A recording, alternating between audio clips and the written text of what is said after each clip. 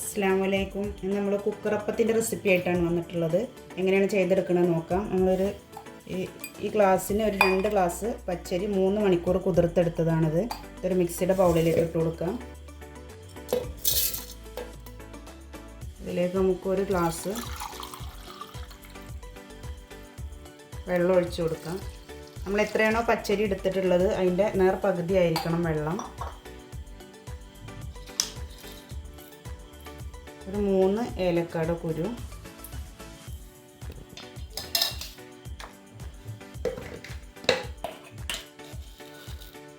ഒരു 1/2 ടീസ്പൂൺ ചെറിയ ജീരകം, 1/2 ടീസ്പൂൺ ഉപ്പ്. നമുക്ക് നന്നായി പേസ്റ്റ് ആക്കിയിട്ട് ഒന്ന് അരച്ചെടുക്കാം. നമ്മൾ അരി അരച്ചെടുത്തിട്ടുണ്ട്. ഇതൊരു ബൗളിലേക്ക് ഒഴിച്ച് വെക്കാം. അരി അരച്ചത് നമ്മൾ മുഴുവനായിട്ടും ഒരു ബൗളിലേക്ക് മാറ്റിയിട്ടുണ്ട്. നമ്മുടെ മിക്സിയുടെ കപ്പൊന്നും കഴുകി ഒഴിക്കരുത്, അപ്പോൾ നമുക്ക് വെള്ളത്തിൻ്റെ അളവ് റെഡി ആവില്ല. നമുക്ക് ശർക്കര ഒന്ന് ഉരുക്കിയെടുക്കാം. ശർക്കര ഉരുക്കാൻ വേണ്ടിയിട്ട് ഒരു പാത്രം അടുപ്പത്ത് വെച്ചിട്ടുണ്ട്. 1.5 ഗ്ലാസ് ശർക്കരയാണ് നമ്മൾ എടുത്തിട്ടുള്ളത്. പൊടിച്ച ശർക്കര. ഇതിലേക്ക് 3/4 ഗ്ലാസ് വെള്ളം ഒഴിച്ച് കൊടുക്കാം.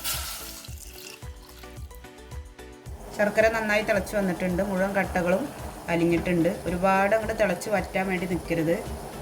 നമുക്ക് ഫ്ലെയിം ഓഫ് ചെയ്യാം. എന്നിട്ട് ഇത് ചൂടോടെ തന്നെ നമ്മൾ അരച്ച് വെച്ച പൊടിയിലേക്ക് നമുക്ക് ഒഴിക്കാം.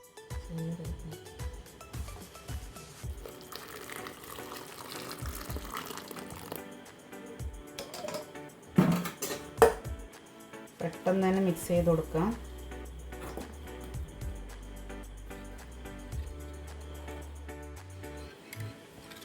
ശർക്കര ഇതിൽ മിക്സ് ആയിട്ടുണ്ട്. 1 ടീസ്പൂൺ ബേക്കിംഗ് സോഡയാണ്.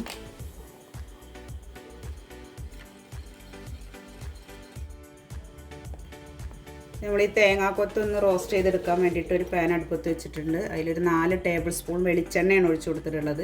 വെളിച്ചെണ്ണയിൽ ചെയ്യുകയാണത് ഏറ്റവും ബെറ്റർ. നല്ലൊരു സ്മെല്ല് ഉണ്ടാവും. നമുക്ക് രുചിയും വെളിച്ചെണ്ണ. നെയ്യാണെങ്കിൽ നെയ്യിലും ചെയ്തെടുക്കാം, പക്ഷെ വെളിച്ചെണ്ണയാണ് ഒന്നും കൂടി നന്നായിട്ട് കിട്ടുക നമുക്ക്. ഒന്നെടുത്ത് വെച്ച് തേങ്ങാക്കൊത്ത് ഇട്ട് കൊടുക്കാം. തേങ്ങ കൊണ്ട് ചെറുതായിട്ട് ഗോൾഡൻ കളറായി വന്നിട്ടുണ്ട്. അപ്പോൾ നമുക്ക് നമ്മൾ ചെറിയ ഉള്ളി ഇട്ട് കൊടുക്കുക.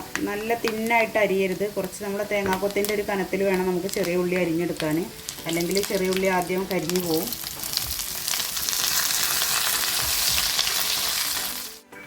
നമ്മൾ ചെറിയ ഉള്ളിയും തേങ്ങാക്കൊത്തൊക്കെ നന്നായി ഗോൾഡൻ കളറായിട്ടുണ്ട്. കുറച്ച് നമുക്കൊരു ബൗളിലേക്ക് കോരിയിട്ടെടുക്കാം. നമുക്ക് അപ്പത്തിൻ്റെ മുകളിൽ ഇട്ട് കൊടുക്കാനാണ്.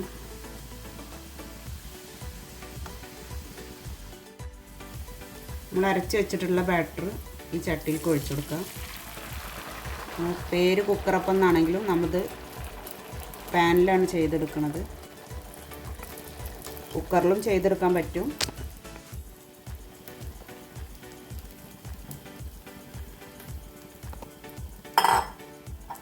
ഒഴിച്ച് കഴിഞ്ഞാൽ നമ്മൾ മാവിലൊക്കെ എടുക്കുന്ന തേങ്ങാക്കൊത്ത് ഇതൊക്കെ ഒന്ന് സെൻറ്ററിലേക്ക് മാറ്റി കൊടുക്കാം. നമ്മൾ കോരി വെച്ചിട്ടുള്ളത് ഇല്ലാത്ത ഭാഗങ്ങളിൽ നമുക്കിത് ഇട്ട് കൊടുക്കാം. കയ്യിലോ സ്പാച്ചിലോ ഒന്നും വെച്ചിട്ട് ബാറ്റർ ഇളക്കരുത്.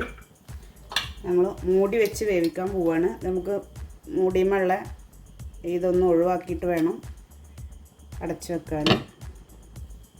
ഏറ്റവും ലോ ഫ്ലെയിമിൽ നമുക്കൊരു 30 മിനിറ്റ് ഒന്ന് വേവിച്ചെടുക്കാം. നമ്മൾ 20 മിനിറ്റ് വേവിച്ചെടുത്തിട്ടുണ്ട്.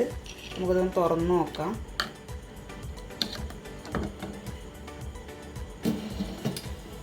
അപ്പോൾ നന്നായി പൊന്തി വന്നിട്ടുണ്ട്. സ്റ്റൗ ഓഫ് ചെയ്യാം. പാത്രത്തിൽ നിന്നൊക്കെ വിട്ട് വന്നിട്ടുണ്ട്. നമുക്കിതിൻ്റെ ഈ മൂടിയുമുള്ള വെള്ളം ഒന്ന് തുടച്ചിട്ട് വീണ്ടും ഒരു 15 മിനിറ്റ് അടച്ചു വെക്കാം. സ്റ്റൗ ഓഫ് ചെയ്തിട്ട് ഒന്ന് അടച്ചു വെക്കാം. മൂടിമത്തെ വെള്ളമൊക്കെ ഒന്ന് തുടച്ച് കളഞ്ഞിട്ട് ഒരു 15 മിനിറ്റും കൂടെ തീ കത്തിക്കാതെ ഒന്ന് അടച്ചു. അപ്പം റെഡി ആയിട്ടുണ്ട്. നമ്മൾ ഇതിൽ നിന്നൊരു പീസ് കട്ട് ചെയ്തെടുത്തിട്ടുണ്ട്. നിങ്ങൾക്ക് കാണാനുണ്ടാവും നന്നായിട്ട് ആരെടുത്തിട്ടൊക്കെ വന്നിട്ടുണ്ട്. അടിപൊളിയാണ്.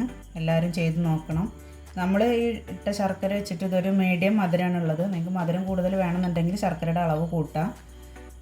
റെസിപ്പി ഇഷ്ടമായാൽ എല്ലാവരും ചെയ്ത് നോക്കുക, കമൻറ്റ് ചെയ്യുക, ഷെയർ ചെയ്യുക, ലൈക്ക് ചെയ്യുക. അടുത്തൊരു വീഡിയോയുമായി നമുക്ക് വീണ്ടും കാണാം.